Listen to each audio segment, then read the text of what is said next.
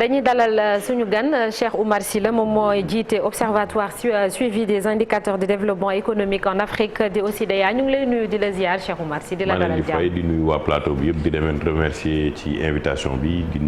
nuyu sénégalais yëpp ak ñu ñuy seetaan tey ci matinal bi. alors Chérif dañ lay bàyyi nga door dina bokk ci li ñuy waxtaanee li ñuy deq ci suñu suuf bi lu ci mel ni or ak séddale gi te mu indi coow jamono ji. ñu fàttali Cheikh Oumar Sy ancien député nga ba nga nekk ca assemblée sax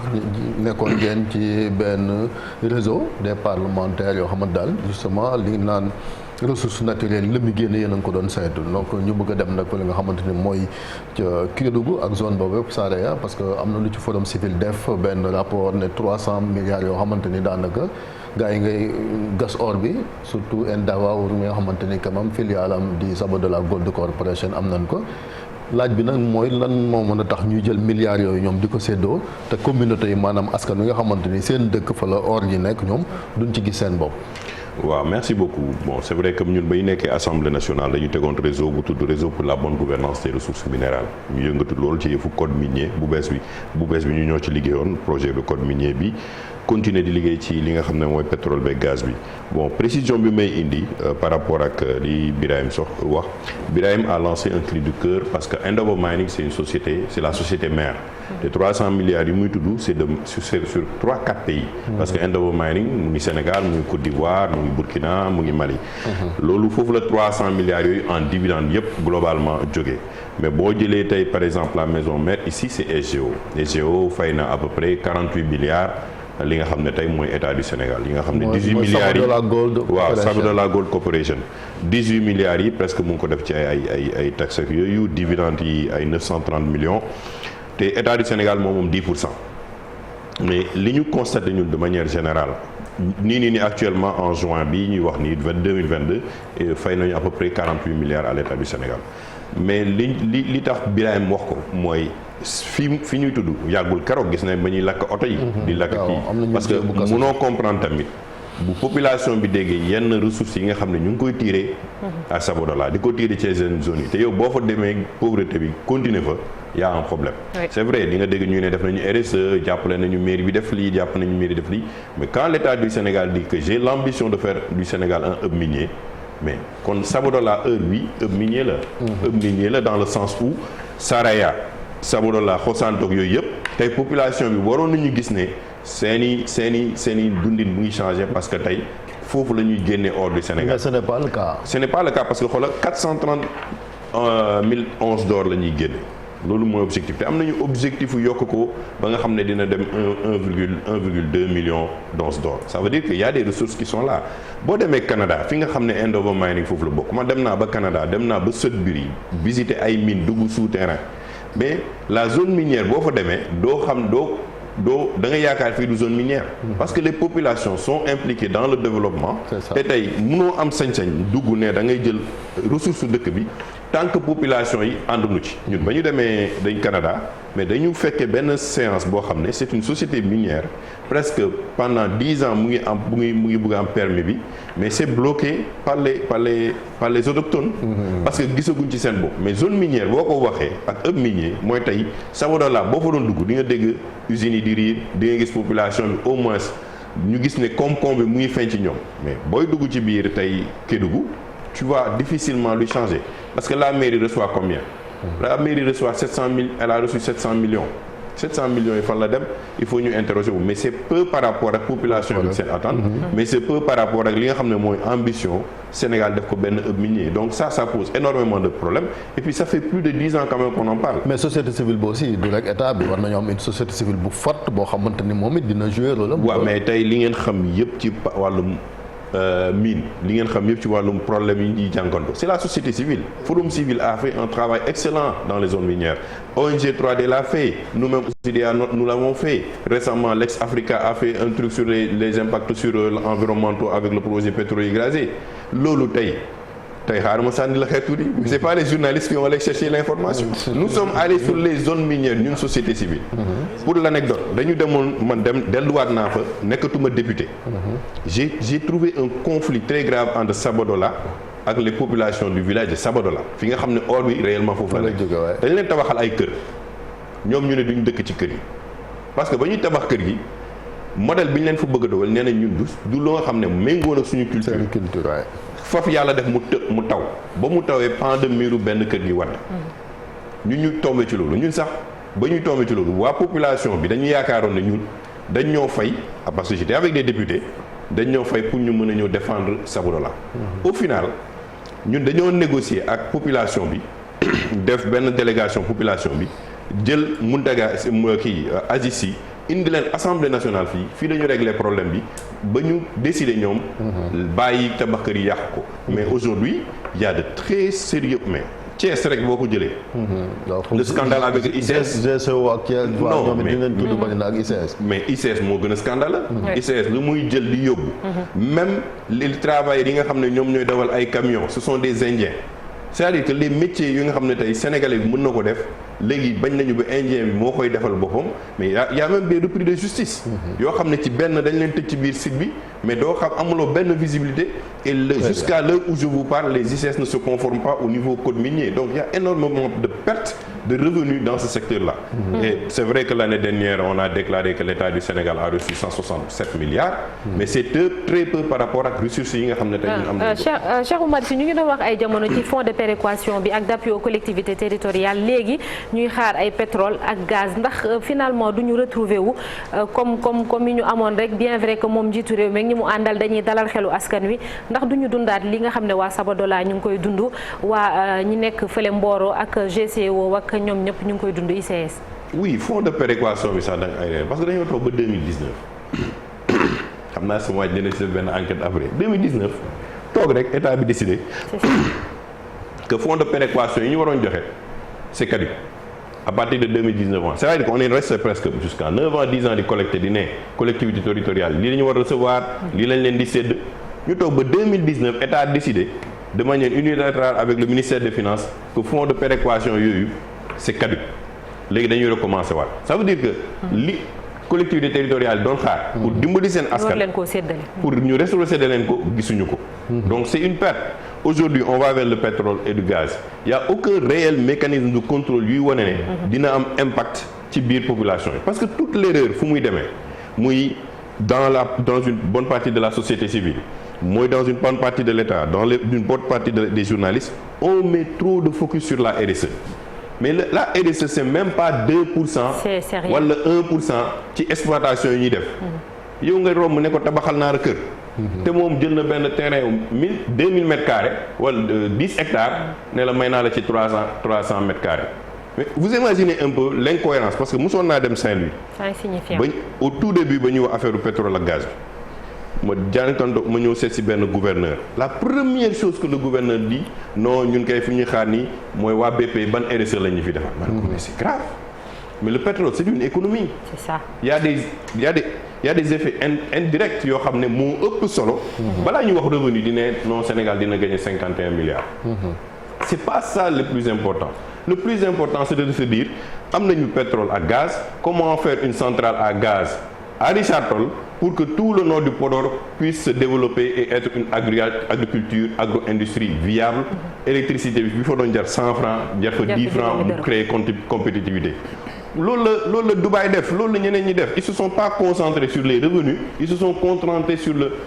Dubaï li nga koy jënd yëpp ils le produisent pas dañ koy jëlee Chine jëlee ko détaxé ko yow nga dem foofu ils te mettent dans de très bons hôtels moins chers à des prix yoo xam ne yow da ngay waaru sax mais parce que il t'attire pour que tu jëlewul doo yëg sax li ngay dépenser moo ëpp li la fa indi donc l'intelligence voudrait que aujourd'hui Kayar on n'a même pas touché encore Kayar c'est 14 milliards de mètres cubes de gaz Saint-Louis rek mën nañu dundal pendant 30 ans on est en train de discuter des revenus sans parler de l'économie et de l'environnement du pétrole du gaz waxuma la nag li ñu am ci zircon li ñu am ci kii donc il y a une faillite totale dans la manière de réfléchir de manière globale à faire aujourd'hui du Sénégal un vrai hub minier pour développer notre pays. Oui, Abdoulaye. mu ngi faral sànq journaliste yi mais c'est vrai que lu bëri documenté nañ ko aussi c'est vrai que organisation société civile yi souvent pour porter seen plaidoyer aussi moo tax ñuy accompagner yenn action de terrain mais je pense que yëpp a war a ànd lan moo tax Sabodala ñun ñëpp def naa ci la ñu jàngee Sabodala. xaw ma ndax mat na 30-50 ans mais ñun ñëpp ci moom la ñu jàngee mais pourtant amul dara lu soppeeku boobu ba léegi dañoo taxawul pour évaluer réellement wala dañu continuer rek def pilotage à vue di continuer. mais parce que li ma la wax la parce que jusqu'à présent l'État ne met xam nga état bi yenn saa yi day daw ay responsabilités moom laa lay wax ci RSE bi tu vas sur des zones tu vois les populations se battent sur la question de la RSE et l'État par exemple ñu ne la fii dañu war a tabaxal li dañoo mais l'État a pour vocation de construire une école un poste de santé si la société aujourd'hui construit l'école ou le poste de santé nga dem ci ministère bi dafa lay ne man awma personnel am parce que du man maa ko tabax soit vous allez sur la société parce que l'État budgétise si moi je fais un poste de santé ou un centre de santé ou un truc de football l'État va te dire ok c'est très bien c'est de la responsabilité sociétale mais quant à la prise en charge moi je peux pas la prendre parce que c'est pas budgétisé donc pour moi ça c'est pas le plus important li nga wax moo am solo comment fait-on pour que tey Sabodala changé nga war a mën a dugg nga mën a xam ne ñi fa dund seen vie changé na am nañu koom-koom seen biir poche ça c'est de la démocratie économique man li may wax liberté d'expression neex na mais bu ma waxee ba guddi te aw ma lu ma nekk lu ma naan amul benn njëriñ ci mbedd bi laay fanaan donc c'est la démocratie économique qu'on doit créer dans la poche des Sénégalais ba nga xam ne tey yow riche nga riche boo xam ne ba ñu koy gis muy romb yore 4x4 am ñu ne kii de waa Kédougou la Sénégalais la lii moom ci koom-koomu or bi la génne donc on sait que ils vivent bien ils ont une mais Alaska par exemple on prend l'exemple de Alaska pétrole bi fay génn ñoom dañu jël benn option dañu ne pétrole bi fiy génn duñ ko jox état bi point barre li ñuy def mooy revenu yi à la fin de l'année les résidents d'Alaska yoo xam ne ils vivent en Alaska ils sont dans l'Alaska dañuy jot seen chèque donc ils prennent l'argent ils le rejettent dans l'économie locale la Norvège a pris une autre option nee na xaalis bi ñuy jot ñun ci éducation bi lañ koy dugal loolu mooy seen force donc ils préparent la génération future ils sont dans d'autres choses yoo xam ne ça bokkul dara ak pétrole ak gaz mais ce sont des options soit nga ne Kédougou damay jël xaalis bi jël population bi xool nu ma leen koy séddalee ñoom ñu mën a créer seen économie bopp wala ma appuyer leen ak seen i fonds bopp les ressources les besoins forcer Sabodala mu gën ko ñoŋal en termes de jëndal leen ay moyens pour ñu mën a kii et travailler avec des organisations comme la CDC et autres pour renforcer l'économie de Kédougou et renforcer l'économie pour mu pétrole bi mais amuñu sax comptoir d'or. Monsieur Sy ne nous dites pas que xanaa Sénégal amuñu option. xalaatuñu ci option yooyu nga xam ne tey or bi day jaar sa bakkan pétrole bi di la xeeñ gaz bi di la xeeñ te yow amuloo ci benn yëg-yëg ci sa wàllu koom-koom est-ce que en amont contrat yi ñuy signé ak exploitants yi wala boog ñun état wu Sénégal amuñu benn politique bu nga xam ne teg nañu ko pour changer dundinu ñi nga xam ne ñooy dund foofu richesse yi nekk. waaw mais xam nga sur le papier li may wax lu bëri ci sur le papier dafa rafet Sénégal boo koy lire mais quand l'État signe un contrat il met beaucoup plus l'accent sur les revenus que sur aujourd'hui le bien-être des populations parce que après lan lañ lay wax boo demee sur place wooy société bi ngeen war a waxal pour xool ñaata la leen di recruter mais oui lii la ñu war a mën a c'est-à-dire que ñoom li ñuy wax dañuy compal commune bi kontaan ne la yot nañu 700 000 alors que 700 millions pour une commune Saraya yi c'est absolument rien du tout par rapport à man dem naa fa mais tu restes 3 jours tu n'as pas d'eau mais village de Sabodala bi ba ñu fay dugg ak société bi tu comprends la frustration des populations. Absolument. Parce que tu n'as pas de lumière. Tu vas là-bas ils te disent ils ont un excédent mais ils ont dafa am noo xam ne nu ñu koy gérer nga dem fii nga xam ne les gens sont dans une extrême pauvreté. Tu vas au niveau international quand on te parle de Sabodala de Kédougou tu penses que Sabodala et Kédougou c'est l'Eldorado. Moi quand j'étais à Sudbury munoo muusaka waane ba xam ne fii c'est une ville minière et pourtant en 1970 boo doon romb Sudbury ci kaw munoo woon gis ville bi ndax salte beeg mine yi mais ils ont travaillé ensemble collège l'État les sociétés minières boo jàngee def sa 2 ans formation il oblige la mine de te prendre en formation bu ñu la jëlee formation il te ñu kii la def yeneen commencer construire ay matériel mais aujourd'hui la ville c'est les populations de Sudbury sont les mieux payées au Canada parce que seen niveau de vie dafa élevé fekk naa sax benn enseignant sénégalais mais ça te montre aujourd'hui qu'il y a des options mais est-ce que aujourd'hui l'État Dubaï bi organise coupe du monde bi kay seen gaz beeg yu ni mel moo leen ko may mais est-ce que aussi nekkuñu négligé wuñu lu am importance c'est-à-dire l'impact sur l'environnement parce que suñu mujj bi yëpp ëllëg bi yëpp def naa foofu la gën a féete surtout option bi nga xam ne président plaidoyer bi muy porté la yéen am nañu ci ànd ci bu demee ci instance ci àdduna bi wax ni da ngeen exploiter seen pétrole bàyyi leen ñun tam ñuy exploiter mais est-ce que ñun ci wàllu impact environnement mën nañoo éviter suñu bopp fi ñeneen ñi jaar ba def ay dégâts. waaw xam nga bu ñu nekk ñun mënuñu capitaliser ci yeneen expérience yi pour aller de l'avant, il y a un problème, il y a un sérieux problème. Vous savez, les gens parlent du pétrole, du gaz, c'est rien par rapport à ce qui se passe avec nos ressources halieutiques. C'est absolument rien. Les gens oublient, c'est 1 million de personnes, ce sont 1 million de personnes qui sont affectées directement et indirectement par l'exploitation illégale de la pêche. C'est plus important que le pétrole et le gaz, ils perdent des milliards. Aujourd'hui, avec le contrat de l'Union européenne qui est un scandale, l'Allemagne me dénonce, tu as des chalutiers qui sont dans la complète illégalité, mais c'est pourquoi l'immigration est dense. Parce que quand je suis Kayar, un jour, une équipe de football, ça va nous. Parce que les jeunes sont partis. Si les jeunes sont partis, ce que tu as employé dans le secteur pêche, tu peux employer dans le pétrole et le gaz. C'est à peu près 500 personnes qui tournent. Ce que tu pétrole et gaz, ça va faire une économie de 500 personnes avec des sociétés qui sont des sociétés médiocres, il y a des contrats, il y a des revenus et tout ça là. Mais du point de vue impact réel, c'est les impacts indirects que Dubaï a fait. Loo xam ne yow mën nga wàcc dem ci leneen doo fàtte nga ne sax ne Dubaï tey dëkku pétrole ak gaz sur l'impact environnemental. Mais c'est important parce que aujourd'hui ce qu'on a c'est offshore, c'est pas onshore. Ça gis nañ ko boo demee Sabodala mais ce sont de grands cratères. Gis nga camion bi bu taxawee mot na ni TFM camion benn camion ndax réyaayam boo taxawee yow tu es comme une fourmi devant la cam mais camion bi bu wàccee ci suuf di exploiter. Mais mon petit comme fourmi lay mel tellement c'est. Et tu imagines après quand ils vont terminer ñu bàyyi cratère boobu mu ubbeeku noonu. Mais c'est une perte pour l'économie, c'est une perte pour les populations. Et l'or n'est pas une ressource renouvelable. Ça veut dire que si on perd, si ces gens-là exploitent ba mu jeex, ils retournent, les populations perdent par A, par B, par C. Mais Cheikh Oumar Sy, encore une fois, c'est pas un manque d'options wala dem jëli ay exemple ni ñu koy baaxoo di wax ndax finalement le tout du ñu ramener waat ci problème mal gouvernance parce que des fois on a l'impression que ñoom ci seen bopp ñoom ñooy gëmm seen bët bañ a def li nga xam ne moo arrangé askan wi. Oui, c'est une option politique, c'est une volonté même politique. C'est une volonté politique, mais dañuy former tamit suñu administration. On a toujours une administration qui fonctionne sur excuse-moi, sur un subconscient colonial. L'administration pour ñoom ba léegi c'est signer des papiers, signer des décrets, s'assurer que voilà, non. L'administration dans le monde c'est du management.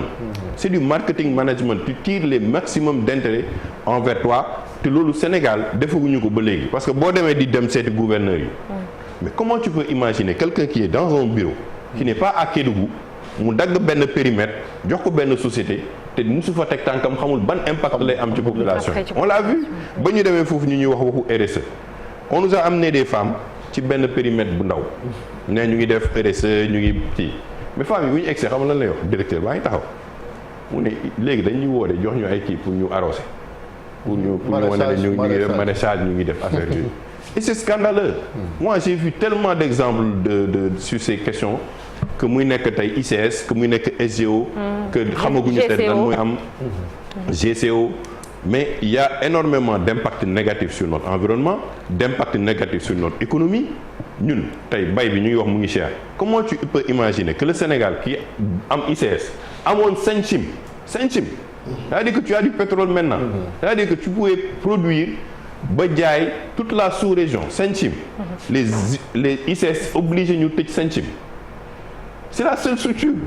Non mais c'est scandaleux. Mais on a une assemblée nationale aussi, on se demande nekk ancien député mais rôle du député aussi justement c'est de veiller au respect li nga xamante ne mooy loi ak règlement parce que fonds de péréquation bi ni wax code minier moo ko wax donc c'est une loi mais un arrêté d'un ministre ne peut pas abroger comme une loi. waaw moom laa lay wax tey aujourd'hui en tant que député man léegi anciennement man dañ dàq nañ. Oui mais il y en a qui sont à l'Assemblée. Qui sont à l'Assemblée mais le problème de l'Assemblée c'est quoi aussi. Quand tu changes une assemblée tu changes carrément dans notre système 100% des députés ou 90%. Ceux qui viennent il leur faut 2 ans au moins de mise à jour. Toute la législature parfois. C'est pourquoi aux États-Unis et dans certains pays le changement n'est pas aussi radical. On renouvelle la moitié. Parce que au moins même Nancy Pelosi elle a fait une carrière politique. Mitch McConnell boo koy dégg c'est une carrière. Donc pourquoi ils font ça? Parce que am na loo xam ne États-Unis bu président bi toogee du ko sañ a def parce que xam na ne ñii ils connaissent et maîtrisent les lois du Sénat, ils connaissent et maîtrisent les lois de l'Assemblée nationale. Tu vas dans cette nouvelle Assemblée nationale là. ils ont même du souci d'abord pour comprendre le budget. Après le budget ils tombent dans d'autres difficultés yoo xam ne balaa ñuy mën a sax càmbar lan moo nekk ci pétrole beeg gaz beeg comprendre. seen 2 ans yi instant yi seen xel mu ngi ci amuñu gu ñu oto naka la ñuy déplacé woo tey benn shérif am na fu mu yeewu ci benn député laaj ko ne sa salaire bi ci laa bokk. da nga ma ciy jox sama wàll donc ça c'est des choses yoo xam ne ça ne permet même pas de concentrer réellement sur les sujets qui sont essentiels et vitaux pour le pays. Aujourd'hui aussi du point de vue politique on est tellement désorienté par des débats yoo xam ne. l'économie continue qui ne nous concerne même pas. li ñuy wax ni 80% du impact économie bi te l'économie ñi koy jël sur le point foncier indien yaa ngi jël suuf si ak Turquie ñu ngi jël suuf si chinois sur le point chinois yi ñu ngi jël suñuy jël ñu ngi jël suñu kii sur le point banquier et assurance les Marocains se sont installés les Nigériens se sont installés donc ñun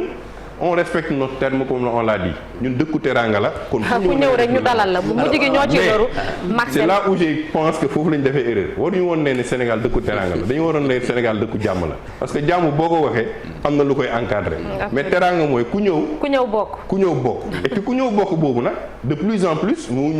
ngi gaañ population sénégalaise. di ñu bunn xataal ñun ñi dëkk sax ci réew mi Marcel oui avant finalement rapport ITIE yi ñuy faral di def yi nga xamante ne day jëm ci wàllu plus précisément initiative de transparence des industries extractives quelquefois nguur gi da ciy bàkkoo naan on leur a donné une bonne note finalement est-ce que dina dëppoo ak réalité bi finalement li muy joxe rapport yooyu noonu. Les rapports ITIE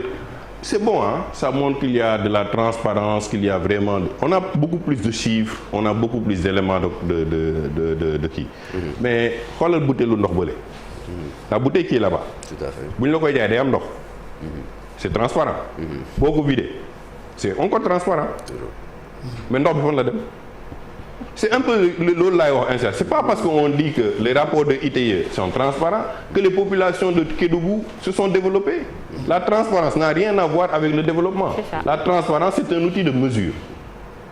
mais le développement socio-économique des populations c'est une autre chose c'est pas parce que yaa ngi seetu gis nga sa bopp que voilà tout est bien non c'est pas ça am na lu nekk ci biir yaram docteur bi moo ko mën a faj ak affaire yi donc l'ITIE aussi fait de bons rapports mais les éléments des fois ne sont pas aussi désagrégés et compris par tout le monde parce que man loolu laa def ma ne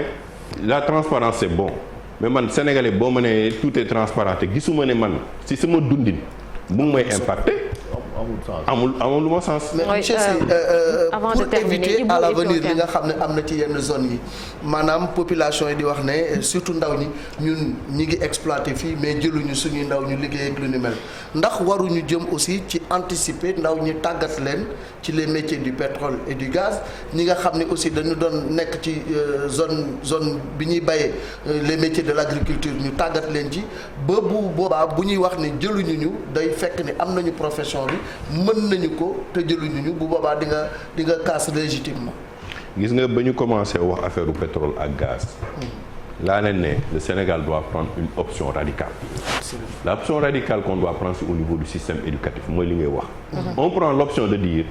jàng nañu ba fii on ne crée que des chômeurs. À l'université aujourd'hui sur 1000 étudiants 10 ñoo ciy baax ña ca des ñëpp. ils vont aller se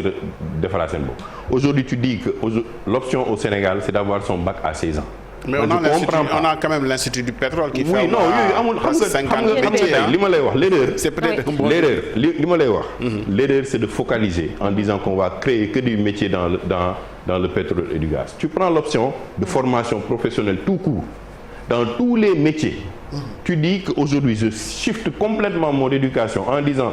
ma génération, cette génération-là, on a le bac à 16 ans. À 18 ans, ils ont la formation professionnelle comme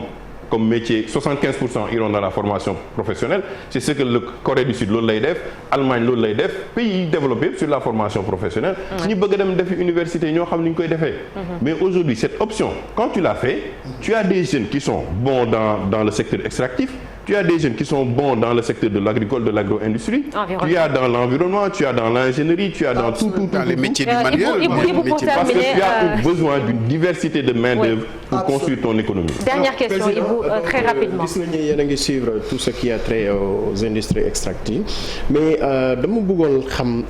réellement vous avez benn genre rapport wala un document boo xam ne li ngeen xalaat wala li ngeen yaakaar na mën na changer donne bi ngeen jox ko kilifa yi loolu ndax mën na am bu amul fan ngeen ci toll. On le fait presque chaque année parce que vous prenez le forum civil ils font des rapports. l'ITIE même bu nekkee ne c'est une branche de rapport ils font des rapports. Publiez ce que vous payez. Ils font d'excellents rapports. Est-ce que yéen a ngi am retour je veux dire yéen a ngi am retour. dinañ ci discuter dina am ay retour dinañu gis sax mais l'ITIE aujourd'hui qui est dans le groupe multipartite ñun ba ñu demee fii président invité ñu ci affaire répartition des revenus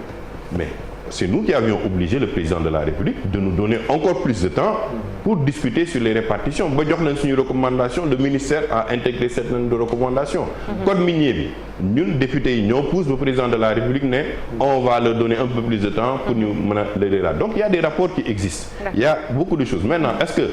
comme d'habitude est-ce que les recommandations sont réellement appliquées c'est un problème. un mot de sport le mondial